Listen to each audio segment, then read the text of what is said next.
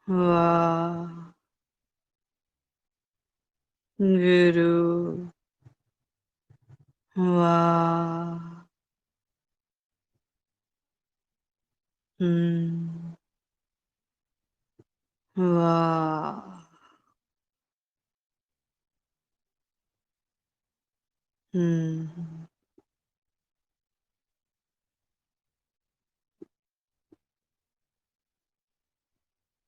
ਹਮ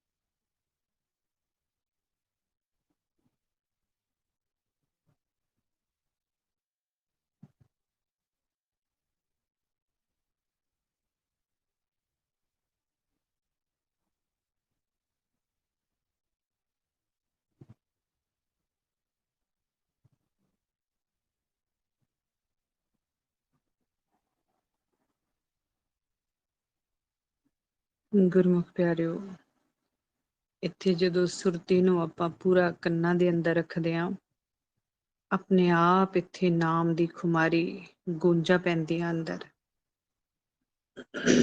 ਉਸ ਵਾਈਬ੍ਰੇਸ਼ਨ ਦੇ ਵਿੱਚ ਧਿਆਨ ਲਗਾ ਕੇ ਬੈਠੇ ਰਹਿਣਾ ਹੈ।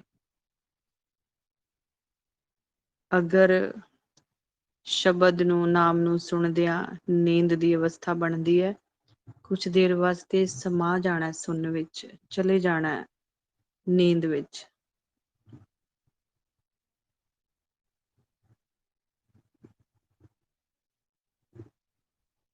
ਮਨ ਸ਼ਬਦ ਦੁਆਰਾ ਮਰਨਾ ਸਿੱਖ ਰਿਹਾ ਏ। ਇਸ ਸਰੀਰ ਨੂੰ ਵੀ ਭੁੱਲ ਗਿਆ, ਮੈਂ ਕਿੱਥੇ ਬੈਠਾ ਸੀ, ਕਿਵੇਂ ਬੈਠਾ ਸੀ, ਸਭ ਭੁੱਲ ਗਿਆ। ਮਨ ਅੱਗੇ ਸੁਣਨ ਵਿੱਚ ਸਮਾ ਗਿਆ, ਆਪਣੇ ਘਰ ਚਲਾ ਗਿਆ।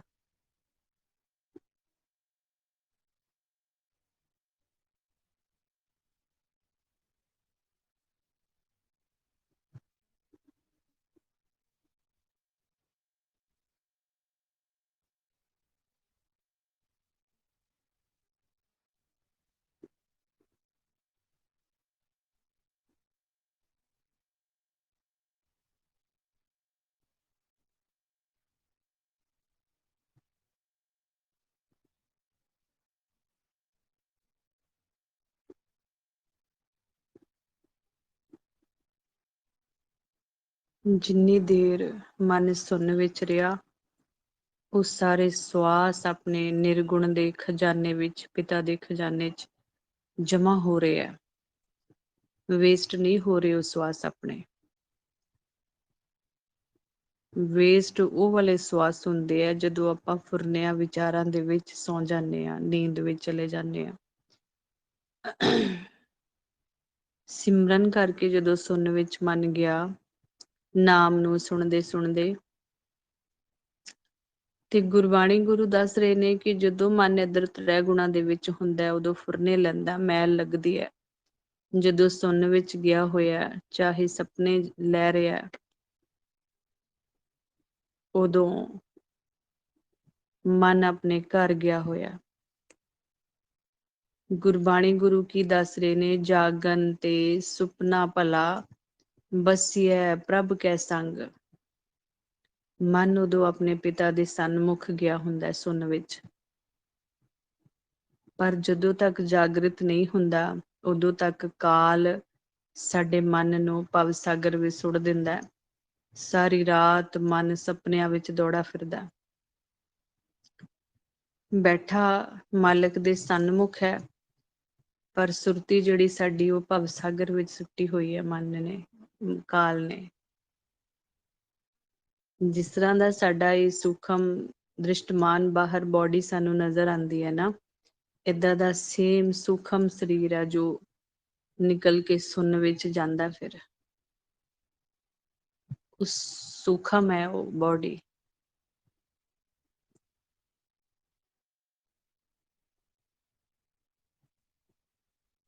ਜਿਵੇਂ ਜਿਹੜੇ ਸਾਡੇ ਭਗਤ ਸਹਿਬਾਨ ਗੁਰੂ ਸਹਿਬਾਨਾਂ ਦਾ ਮਾਲਕ ਨਾਲ ਅਕਾਲ ਪੁਰਖ ਵਾਹਿਗੁਰੂ ਜੀ ਨਾਲ ਮਿਲਾਪ ਹੋਇਆ ਨਾ, ਉਹਨਾਂ ਦੇ ਸੂਖਮ ਇੱਥੇ ਸੁਣਨ ਵਿੱਚ ਹੀ ਸਮਾਏ ਹੋਏ ਨੇ ਸਾਰੇ ਗੁਰਮੁਖਾਂ ਦੇ।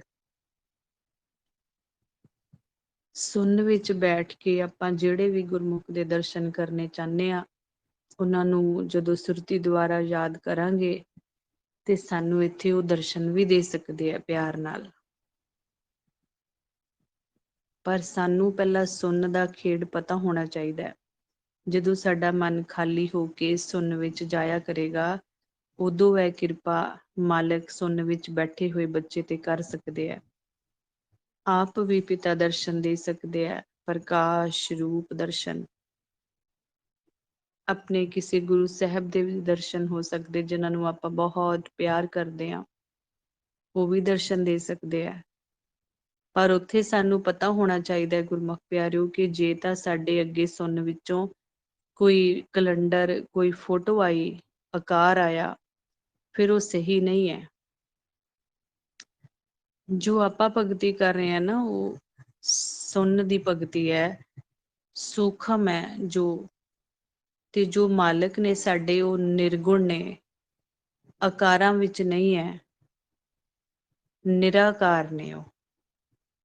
ਤੇ ਫਿਰ ਦਰਸ਼ਨ ਵੀ ਉਹਨਾਂ ਦੇ ਸੁਣਨ ਵਿੱਚੋਂ ਸਾਨੂੰ ਨਿਰਗੁਣ ਰੂਪ ਵਿੱਚ ਹੀ ਦੇਣਗੇ ਪਿਤਾ ਦਰਸ਼ਨ। ਉਸ ਪ੍ਰਕਾਸ਼ ਦੇ ਵਿੱਚੋਂ ਦੀ ਗੁਰੂ ਸਾਹਿਬ ਜੀ ਦਾ ਚਿਹਰਾ, ਜਿਹੜੇ ਗੁਰੂ ਸਾਹਿਬ ਨੇ ਸਾਨੂੰ ਦਰਸ਼ਨ ਦਿੱਤੇ, ਉਹਨਾਂ ਦਾ ਚਿਹਰਾ ਹੱਸੂ ਹੱਸੂ ਕਰਦਾ ਸਾਡੇ ਸਾਹਮਣੇ ਆਏਗਾ ਪ੍ਰਕਾਸ਼ ਦੇ ਵਿੱਚੋਂ ਦੀ।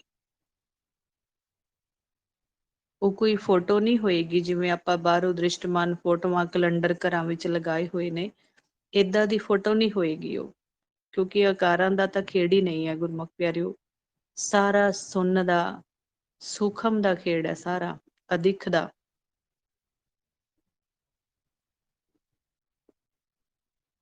ਇਸ ਲਈ ਧਿਆਨ ਦਾ ਖੇਡ ਹੈ ਸਾਰਾ।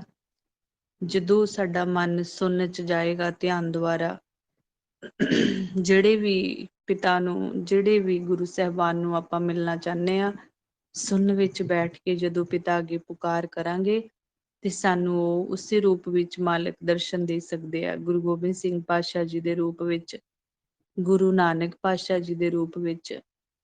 ਪਰ ਉਹ ਜਿਹੜਾ ਉਹਨਾਂ ਦਾ ਚਿਹਰਾ ਆਏਗਾ ਨਾ, ਉਹ ਖਿੜਿਆ ਹੋਇਆ ਆਏਗਾ, ਅੱਖਾਂ ਵੀ ਉਹਨਾਂ ਦੀਆਂ ਖੁੱਲਦੀਆਂ ਬੰਦ ਹੁੰਦੀਆਂ ਹੋਣਗੀਆਂ। ਹੱਸੂ ਹੱਸੂ ਕਰਦਾ ਚਿਹਰਾ ਹੋਏਗਾ ਜੋ ਸਾਡੇ ਸਾਹਮਣੇ ਸੁਣਨ ਵਿੱਚੋਂ ਦੀ ਆਏਗਾ, ਪ੍ਰਕਾਸ਼ ਦੇ ਵਿੱਚੋਂ ਦੀ। ਸਾਨੂੰ ਇਹ ਖੇਡ ਸੁਣਨ ਦਾ ਪਤਾ ਹੋਣਾ ਚਾਹੀਦਾ ਕਿ ਸਾਰਾ ਖੇਡ ਅਦਿੱਖ ਦਾ ਏ, ਇਸ ਲਈ ਆਕਾਰਾਂ ਦਾ ਕੋਈ ਰੋਲ ਨਹੀਂ ਹੈ ਇੱਥੇ। ਜਿਹੜੇ ਅਨਾੜੀ ਸੰਤ ਨੇ ਨਾ, ਉਹ ਸਾਨੂੰ ਇੱਥੇ ਆਕਾਰਾਂ ਦੇ ਨਾਲ ਜੋੜ ਦੇਣਗੇ, ਜੇ ਸਾਨੂੰ ਪ੍ਰੋਪਰ ਭੇਦ ਨਾ ਹੋਵੇ, ਸੋਝੀ ਨਾ ਹੋਵੇ। ਜੇ ਗੁਰਬਾਣੀ ਗੁਰੂ ਨੂੰ ਖੋਜੀ ਬਣ ਕੇ ਨਾ ਪੜਿਆ ਹੋਵੇ ਤੇ ਅਸੀਂ ਉਹਨਾਂ ਦੇ ਜਾਲ ਵਿੱਚ ਫਸ ਜਾਵਾਂਗੇ।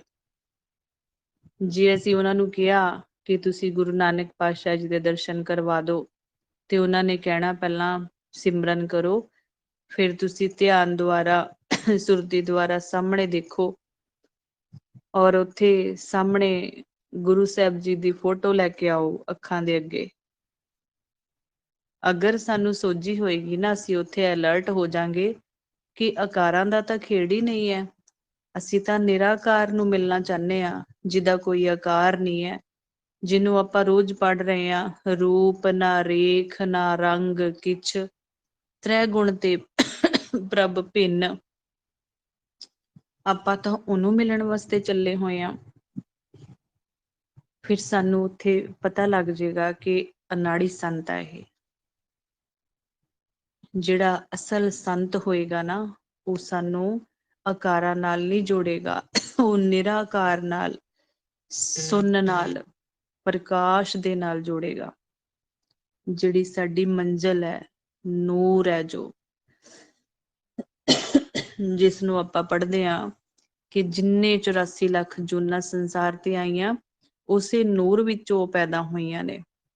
ਉਹ ਦਰਸ਼ਨ ਹੋਣਗੇ ਸਾਨੂੰ ਸਾਹਮਣਿਓ। ਅਵਲ ਅੱਲ੍ਹੈ ਨੂਰ ਉਪਾਇਆ, ਕੁਦਰਤ ਕੇ ਸਭ ਬੰਦੇ, ਏਕ ਨੂਰ ਤੇ ਸਭ ਜਗ ਉਪਜਿਆ, ਕੌਣ ਭਲੇ ਕੋ ਮੰਦੇ। ਅਨਹਦ ਪ੍ਰਕਾਸ਼ ਹੈ ਸਾਡੀ ਮੰਜ਼ਿਲ। ਮਨ ਵੀ ਪਿਤਾ ਵਰਗਾ ਏ। ਜੇ ਪਿਤਾ ਪ੍ਰਕਾਸ਼ ਰੂਪ ਨੇ ਨਾ, ਤੇ ਸਾਡਾ ਮਨ ਵੀ ਜੋਤ ਸਰੂਪ ਹੈ। ਪਿਤਾ ਗੁਰਬਾਣੀ ਗੁਰੂ ਦੇ ਜ਼ਰੀਏ ਸਾਨੂੰ ਦੱਸ ਰਹੇ ਨੇ, ਮਨ ਤੂੰ ਜੋਤ ਸਰੂਪ ਹੈ, ਆਪਣਾ ਮੂਲ ਪਛਾਣ। ਮਨ ਹਰ ਜੀ ਤੇਰੇ ਨਾਲ ਹੈ, ਗੁਰਮਤੀ ਰੰਗ ਮਾਣ। ਤੂੰ ਗੁਰੂ ਦੀ ਮੱਤ ਲੈ ਕੇ ਆਨੰਦ ਮਾਣ, ਰੰਗ ਮਾਣ, ਦਰਸ਼ਨ ਕਰ ਆਪਣੇ ਪਿਤਾ ਦੇ। ਪਰ ਪਹਿਲਾਂ ਪਿਤਾ ਦਾ ਸਰੂਪ, ਪਿਤਾ ਦੀ ਆਵਾਜ਼ ਪਤਾ ਹੋਏਗੀ ਤੇ ਆਨੰਦ ਮਾਣੇਗਾ ਮਨ ਸਾਡਾ। ਤੇ ਆਪਾਂ ਹੁਣ ਉਹੀ ਪਹਿਚਾਣ ਕਰ ਰਹੇ ਹਾਂ ਸਾਰੇ ਬੱਚੇ ਬੈਠ ਕੇ। ਸੁਣ ਵਿੱਚੋਂ ਹੀ ਪਿਤਾ ਨੇ ਆਪਣੀ ਆਵਾਜ਼ ਸੁਣਾਣੀ ਹੈ। ਸਾਹਮਣੇ ਸੁਣ ਵਿੱਚੋਂ ਹੀ ਪਿਤਾ ਨੇ ਆਪਣੇ ਪ੍ਰਕਾਸ਼ ਰੂਪ ਦਰਸ਼ਨ ਦੇਣੇ ਆ। ਪਰ ਜਿਹੜਾ ਬੱਚਾ ਟਿਕ ਕੇ ਬੈਠੇਗਾ, ਪਿਤਾ ਦੀ ਇੰਤਜ਼ਾਰ ਕਰੇਗਾ, ਮਿਹਨਤ ਕਰੇਗਾ, ਕੋਸ਼ਿਸ਼ ਕਰੇਗਾ, ਉਹੀ ਹੱਕਦਾਰ ਹੋਏਗਾ ਇਸ ਖਜ਼ਾਨੇ ਦਾ। ਤੇ ਖਜ਼ਾਨਾ ਕਿਹੜਾ ਗੁਰਮੁਖ ਪਿਆਰਿਓ? ਨਾਮ ਧਨ। ਫਿਰ ਸਤਿਗੁਰੂ ਨੇ ਉਹ ਦੇਣਾ ਸੁਣਨ ਵਿੱਚ ਬੈਠੇ ਹੋਏ ਬੱਚੇ ਨੂੰ ਨਾਮ ਦਾ ਧਨ। ਸਤਿਗੁਰ ਸਿੱਖ ਕੋ ਨਾਮ ਧਨ ਦੇ, ਗੁਰ ਕਾ ਸਿੱਖ ਵਡਭਾਗੀ ਹੈ। ਉਹ ਬੱਚੇ ਭਾਗਾਂ ਵਾਲੇ ਨੇ ਜਿਨ੍ਹਾਂ ਨੂੰ ਨਾਮ ਦੀ ਦਾਤ ਮਿਲੀ ਹੋਈ ਹੈ, ਜਿਹੜੇ ਨਾਮ ਦੀ ਕਮਾਈ ਕਰਦੇ ਹੈ, ਸ਼ਬਦ ਦੀ ਕਮਾਈ ਕਰਦੇ ਹੈ। ਉਹ ਹੈ ਅਸਲ ਖਿਡਾਰੀ, ਜਿਨ੍ਹਾਂ ਨੂੰ ਖੇਡ ਖੇਡਣਾ ਆਇਆ। ਉਹ ਅਸਲ ਸਿਆਣੇ ਨੇ, ਜਿਨ੍ਹਾਂ ਨੂੰ ਅਸਲ ਖਜ਼ਾਨੇ ਦਾ ਅੰਦਰੋਂ ਮਾਲਕ ਨੇ ਕਿਰਪਾ ਕਰ ਦਿੱਤੀ ਹੈ, ਦਾਤ ਮਿਲ ਗਈ ਹੈ, ਜਿਨ੍ਹਾਂ ਨੂੰ ਨਾਮ ਦੀ ਪ੍ਰਗਟ ਹੈ, ਜਿਨ੍ਹਾਂ ਦੇ ਅੰਦਰ ਅਨਹਦ ਸ਼ਬਦ।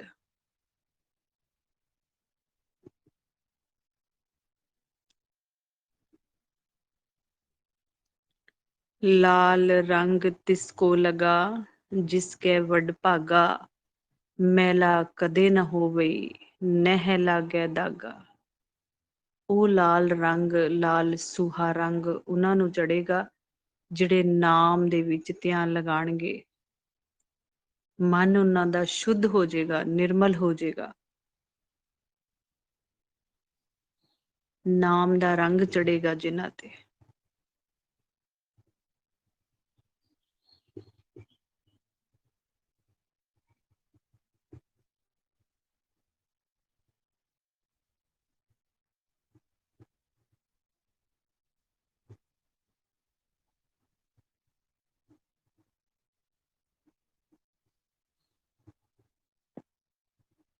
ਬਸ ਇਹੀ ਗੁਰਮੁਖ ਪਿਆਰਿਓ ਤਰੀਕਾ ਏ ਸੁਣਨ ਵਿੱਚ ਬੈਠਣਾ, ਨਾਮ ਨੂੰ ਸੁਣਨਾ। ਨਾਮ ਦੇ ਵਿੱਚ ਕੁਛ ਦੇਰ ਲਈ ਪੂਰੀ ਤਰ੍ਹਾਂ ਧਿਆਨ ਲਗਾ ਕੇ ਬੈਠਣ ਦੀ ਕੋਸ਼ਿਸ਼ ਕਰਨੀ ਹੈ। ਅੰਦਰੋਂ ਨਾਮ ਨੂੰ ਸੁਣਨਾ ਹੈ, ਬੈਠ ਕੇ ਪੂਰਾ ਅਲਰਟ ਹੋ ਕੇ ਮਨ ਨੇ ਸਾਇਲੈਂਟ ਹੋ ਕੇ ਬੈਠਣਾ। ਸਵਾਸਾਂ ਦੇ ਰਹਿੰਦੇ ਰਹਿੰਦੇ ਪਿਤਾ ਦੀ ਆਵਾਜ਼ ਦੀ ਪੂਰੀ ਤਰ੍ਹਾਂ ਪਹਿਚਾਣ ਕਰ ਲੈਣੀ ਹੈ। ਜਿਹੜੇ ਗੁਰਮੁਖ ਇਹ ਕਹਿੰਦੇ ਨੇ ਕਿ ਆਵਾਜ਼ ਬਹੁਤ ਸਲੋ, ਬਹੁਤ ਮੱਧਮ ਸੁਣਾਈ ਦਿੰਦੀ ਹੈ, ਉਹਨਾਂ ਲਈ ਇਹੀ ਕੋਸ਼ਿਸ਼ ਹੈ ਕਿ ਉਹ ਜਦੋਂ ਨਾਮ ਦੇ ਵਿੱਚ ਬਾਰ-ਬਾਰ ਧਿਆਨ ਲਗਾ ਕੇ ਬੈਠਣਗੇ, ਨਾਮ ਨੂੰ ਸੁਣਨਗੇ ਵਿਚਾਰਾ ਰਹਿਤ ਹੋ ਕੇ, ਤੇ ਉਹ ਆਵਾਜ਼ ਤਾਂ ਹੀ ਉੱਚੀ ਹੋਏਗੀ। ਜੇ ਸੁਣਿਆ ਹੀ ਨਹੀਂ, ਫਿਰ ਤਾਂ ਮਨ ਦੂਰ ਹੀ ਪਾ ਕੇ ਬੈਠਾ ਹੋਇਆ ਹੈ ਪਿਤਾ ਦੀ ਆਵਾਜ਼ ਤੋਂ। ਜਿਵੇਂ ਜਿਵੇਂ ਨੇੜੇ ਆਏਗਾ, ਦਸਮ ਦੁਆਰ ਦੇ ਨੇੜੇ ਆਏਗਾ, ਬੈਠੇਗਾ ਟਿਕ ਕੇ, ਫਿਰ ਇਹ ਆਵਾਜ਼ਾਂ ਹੋਰ ਉੱਚੀ ਹੋਣਗੀਆਂ। ਜਿਵੇਂ ਜਿਵੇਂ ਦਰ ਦੇ ਨੇੜੇ ਜਾਈ ਜਾਏਗਾ ਮਨ ਸਾਡਾ, ਹੋਰ ਸਹਿਜ ਵਿੱਚ ਜਾਈ ਜਾਏਗਾ। ਇਹ ਆਵਾਜ਼ਾਂ ਹੋਰ ਉੱਚੀ ਹੋਣਗੀਆਂ, ਨਿਖਰਨਗੀਆਂ, ਕਲੀਅਰ ਸੁਣਾਈ ਦੇਣਗੀਆਂ। ਫਿਰ ਇਹੀ ਤੇ ਗੁਰਮੁਖ ਪਿਆਰਿਓ ਮਨ ਨੇ ਭਗਤੀ ਕਰਨੀ ਹੈ। ਨਾਮ ਨੂੰ ਬਾਰ-ਬਾਰ ਕਿਉਂ ਸੁਣਨਾ ਹੈ? ਕਿਉਂਕਿ ਫਿਰ ਇਹ ਸਾਨੂੰ ਪੱਕਿਆਂ ਤੌਰ ਤੇ ਸਾਡੇ ਅੰਦਰ ਵਸ ਜਾਏਗਾ, ਪ੍ਰਗਟ ਹੋ ਜਾਏਗਾ ਨਾਮ ਜਿਹੜਾ ਗੁਪਤ ਹੋ ਗਿਆ ਸੀ। 24 ਘੰਟੇ ਫੇਰੇ ਵਾਜਾ ਵੱਜੇਗਾ ਅੰਦਰ ਸ਼ਬਦ ਦਾ, ਨਾਮ ਦਾ।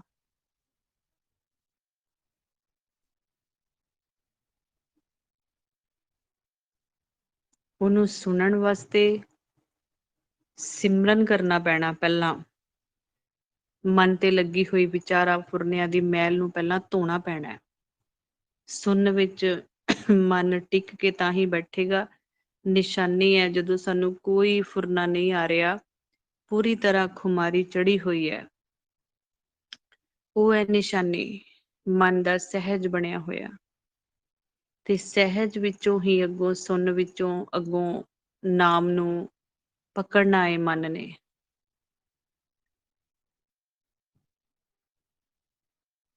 ਜਦੋਂ ਨਾਮ ਪ੍ਰਗਟ ਹੋ ਗਿਆ ਫਿਰ ਤਾਂ 24 ਘੰਟੇ, ਚਾਹੇ ਮਨ ਘਰੇ ਹੋਵੇ ਚਾਹੇ ਬਾਹਰ ਹੋਵੇ, ਭਾਵੇਂ 3 ਗੁਣਾਂ ਦੀਆਂ ਡਿਊਟੀਆਂ ਕਰਦਾ ਹੋਵੇ, ਉਹ ਆਵਾਜ਼ 24 ਘੰਟੇ ਚੱਲੇਗੀ।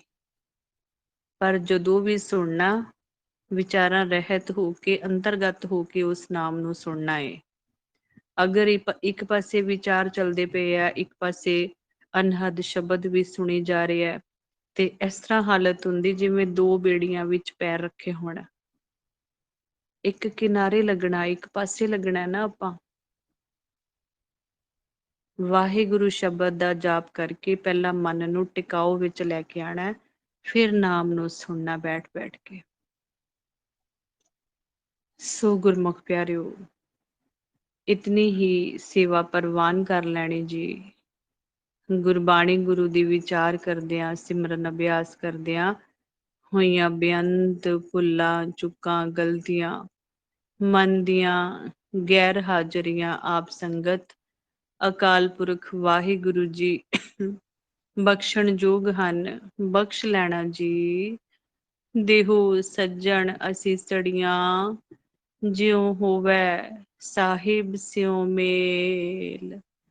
ਜਗਤ ਜਲੰਦਾ ਰਖ ਲੈ, ਆਪਣੀ ਕਿਰਪਾ ਧਾਰ। ਜਿਤ ਦੁਆਰੈ ਉਬਰੈ, ਤਿਤੈ ਲੇਹੋ ਉਬਾਰ। ਨਾਨਕ ਨਾਮ ਚੜ੍ਹਦੀ ਕਲਾ, ਤੇਰੇ ਭਾਣੇ ਸਰਬੱਤ ਦਾ ਭਲਾ। ਵਾਹਿਗੁਰੂ ਜੀ ਕਾ ਖਾਲਸਾ, ਵਾਹਿਗੁਰੂ ਜੀ ਕੀ ਫਤਿਹ।